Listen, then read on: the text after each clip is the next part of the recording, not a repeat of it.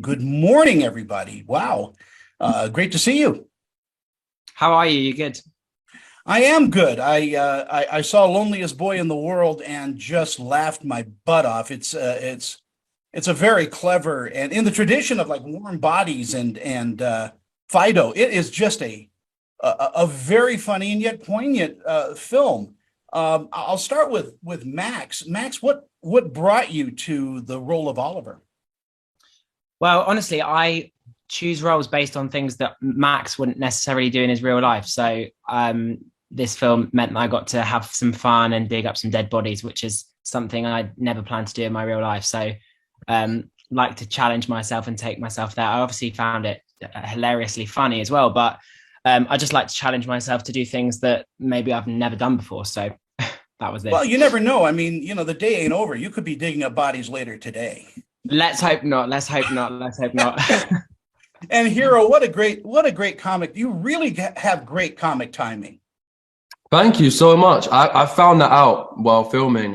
It's never been something that I've really thought I was particularly going to be good at, or yeah, it's kind of same as Max. I went to do something that was different and just to have some fun. But I appreciate that, man. I'm glad I ticked that box. I had so much fun filming this one, so I can't wait for people to see it. Yeah, especially after, congratulations on your roles in The Woman King and Thank after, you. Thank you. and then to see you do a comedy like this was so refreshing. I'm so glad, man. That was I kind of feel like if you're lucky enough to start having options this early in your career and being able to pick and choose, then I feel like my general idea and the best way to go about it was to keep just doing different things that you enjoy and keep trying to be versatile and stretch yourself out and, do a little bit of everything. So I'm glad you noticed that. And yeah, it means a lot. I'm having fun. Well, thank you. And Max, I would imagine that every set you're on is an education. Are you looking, at this career with an eye to direct and produce eventually? Yeah.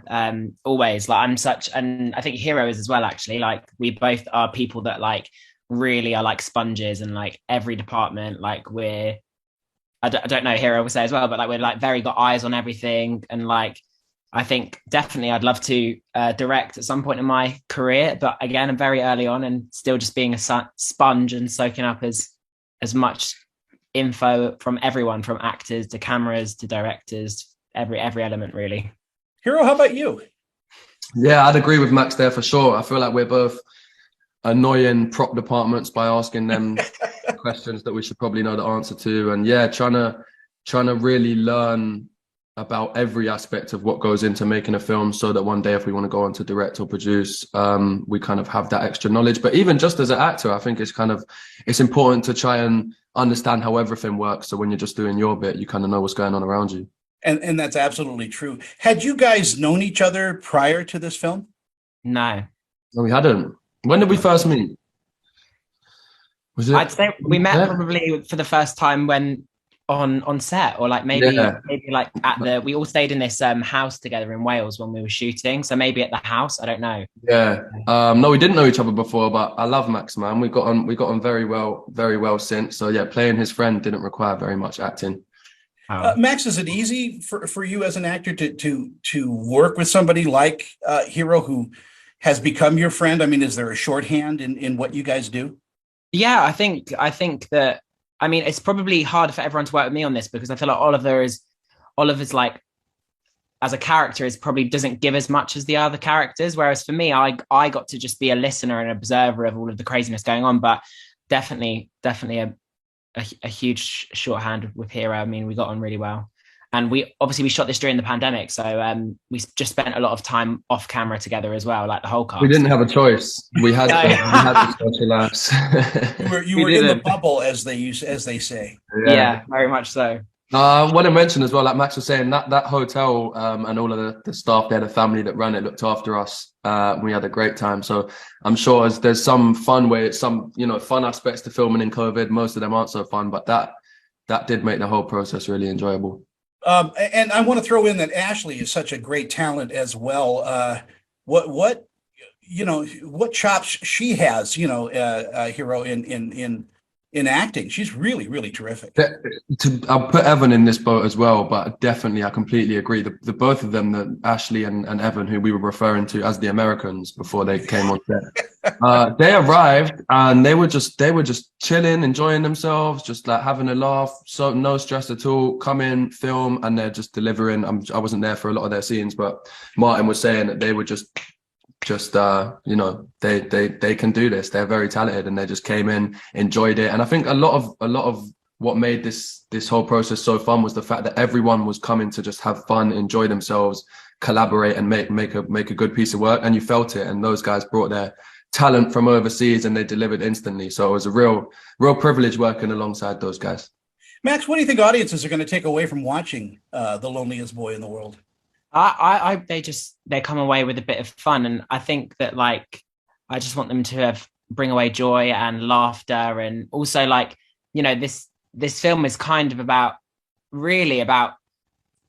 people not seeing someone or not seeing the outsider, and then finally the outsider at the end being seen by whether that's the family or Tallulah's character Chloe in the film. And I think it's just about, you know, everyone has that little internal outsider, even if you know, everyone has it. So maybe hopefully the outsiders feel a bit seen with this one. Hero, the same question. What do you think audiences are going to pull away from the film? My answer to that question is always initially the safest bet is just we hope they're entertained. And then if we want to get a little bit deeper, like Max said, I think just taking into account the fact that there are people who struggle socially, and it's very easy to kind of to play into that as society. And, you know, as you meet people, you may not know kind of what they're going through, and just kind of how important it is, like Max says, to see these people and help them when you can. And yeah, it's interesting because the dark humor, this film could have been a very, very serious, deep, dark, introspective look into people and why people are how they are. But we've taken the dark humor approach, so it's a little bit more lighthearted.